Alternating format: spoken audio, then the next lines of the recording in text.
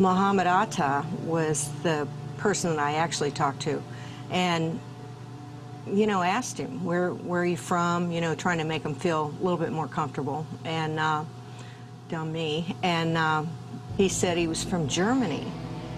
And I looked at him and I thought, boy, you don't look like a German to me.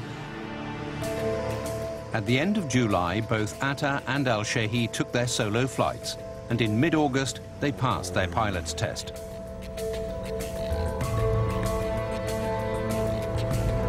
Classes and other expenses were paid for through wire transfers to a joint bank account set up by Atta and al-Shehi.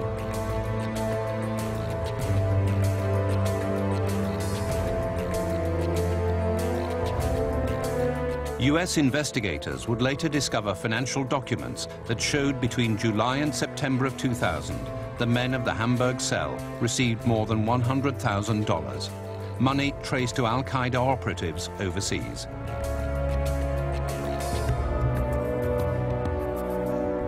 That summer, a highly classified military intelligence unit called Able Danger reportedly alerted the Pentagon to Atta and al-Shehi's presence in the US. Using data mining techniques, the unit identified the men as potential members of an al-Qaeda terror cell. But Pentagon officials decided not to inform the FBI because the men were holding valid US entry visas. In December, Atta and al-Shehi used their pilot's licenses to gain access to a highly sophisticated flight simulator near Miami. The sessions gave the men specialized training to operate a large commercial aircraft. These were individuals that were focused on doing this thing, have been planning this thing for a long time to come, and all they were making sure was that they would not fail.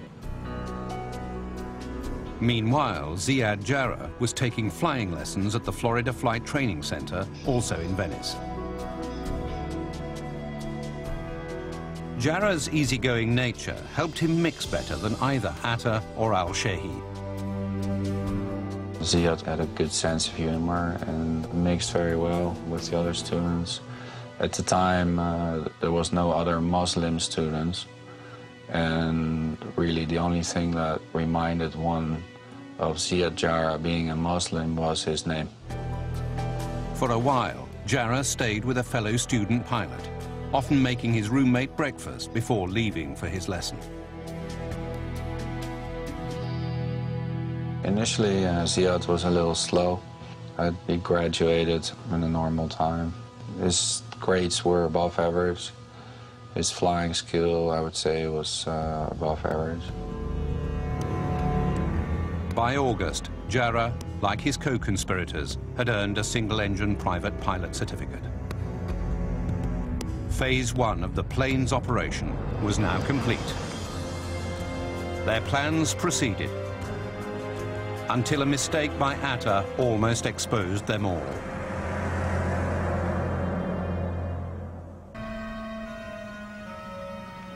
By late 2000, 3 members of the Hamburg cell, Mohammed Atta, Marwan al-Shehi, and Ziad Jarrah, had earned their pilot licenses at flight schools in Venice, Florida. Back in Hamburg, the 4th member of the cell, Ramzi bin al-Shiba, who'd failed to get a visa to the United States, continued to play a vital role in the so-called planes operation. According to bin al-Shiba's interrogation, Atta traveled to Germany in early 2001 to meet up with him. Atta informed his old friend that the flight training was complete. The operation now entered its final phase.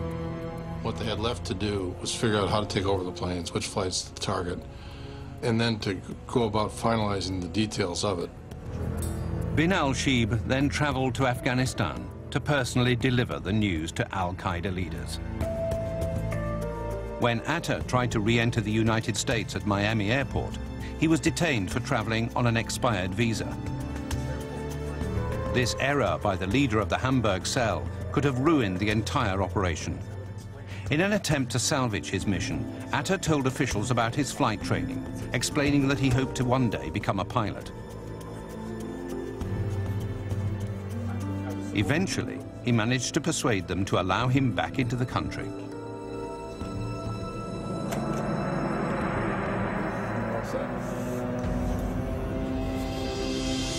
Throughout the summer of 2001, the men hammered out the details of their plan. They studied flight patterns and schedules, focusing on cross-country flights that would be loaded with fuel. They also discovered that small knives would not be confiscated by airport security.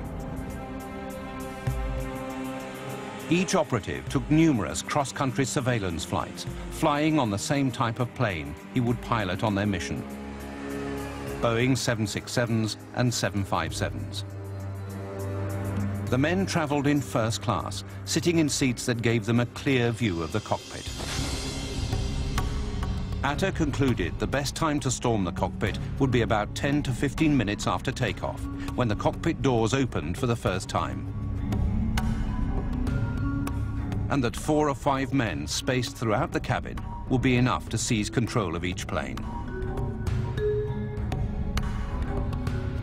Additional men sent by bin Laden would carry out the job of storming the cockpit. These so-called muscle hijackers would then subdue the crew and passengers, while each Hamburg cell pilot flew the plane into his target. Atta and bin al-Shibh then began to coordinate the arrival of the muscle hijackers. In telephone calls and emails, these men are referred to as wedding guests, and the day of the attack, the wedding. As the plot progressed, Ziad Jarrah stayed in almost constant contact with his girlfriend, Aysel. In correspondence seized by German intelligence, it's clear Aysel knew Jarrah was hiding something. "Where are you?" she wrote. "I can't sleep at night anymore because I'm worried about you. Please just call me, please, and let me know that you're okay." Yet Jarrah never revealed his plans. In an email to Aysel, he wrote, "I arrived in good shape. I'm sorry I haven't gotten in touch for so long. I received your letter and thought it was really sweet. I love you, Aysel, and don't worry."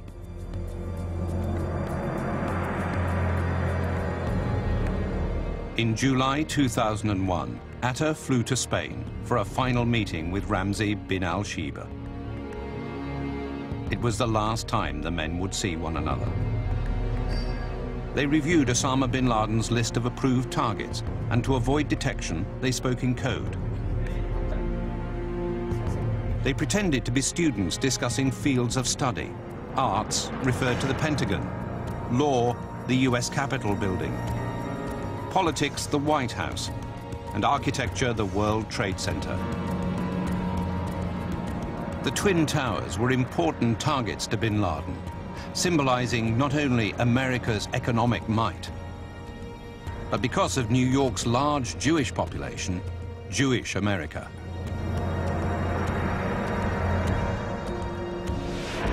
Atta agreed to all the targets except one. He insisted that the White House was too difficult to reach. Ultimately, that target was struck from the list.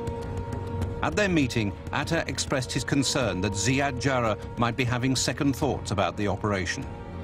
Atta was the perfect soldier, and he wanted everybody to be perfect. He was a perfectionist, and he wanted everybody to be a perfectionist, everybody who was under his command. On his trip to Spain, Atta also bought a pocket knife, which authorities believe he took on his mission.